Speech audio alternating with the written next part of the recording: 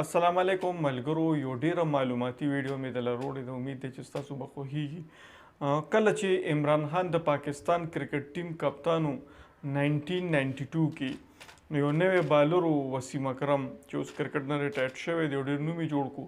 نو عمران خان دله ورلد کپ کې چانس ورکو ایز ا پلیئر لکه چې دا به زما اټیک بالر ډېر اعتراضات او ډېر تنقیدونه چې دا تا ولې وشتو نو بیا وسیم اکرم ثابته کړه چې او واقعي وسیم اکرم ولا ټول ورلد کپ کې ډیر خشته بالینګ وکړو همدغه کشان چې عمران خان بیا سیاست ته راغلو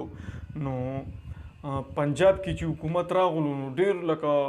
د نامي جامع او ډیر تجربه کار تنن موجودو خو دو عثمان بزدار وزیر اعلی کو د پنجاب او ایکی وسره د باجوا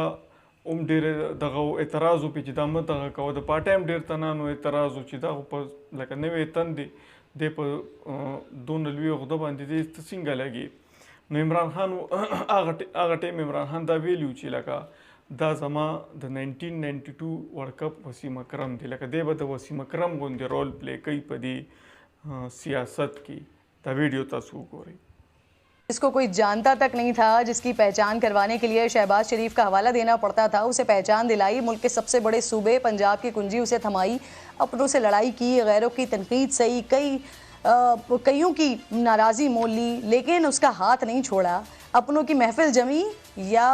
पराया मजमा, हमेशा उसका इकबाल बुलंद किया, अपने इंतखाब की वो खूबियाँ बयान की जिनका शायद साईं उस्मान बुज़दार को खुद भी इल्म नहीं था। करीबी साथियों ने बहुत रोका, इस्टेब्लिशमेंट ने बार बार टोका, सहाफ़ियों ने भी कई सवालात उठाए कारकर्दगी पर, लेकिन खान साहब को फिर भी समझ नहीं आई और जब आज उसकी सबसे ज़्यादा ज़रूरत थी वो अपने मोहसिन का साथ छोड़ गया। अब तक 200 से ज़ायद रहनुमा पीटीआई छोड़कर जा चुके हैं। जहांगीर तरीन, अलीम खान, फवाद चौधरी, आमिर कयानी, इमरान इस्माइल, अली जैदी, शीरी मजारी, आप कोई भी नाम लें, इन लोगों ने हमेशा पार्टी को दिया है। किसी ने पैसा तो किसी ने वक्त और किसी ने दोनों ही।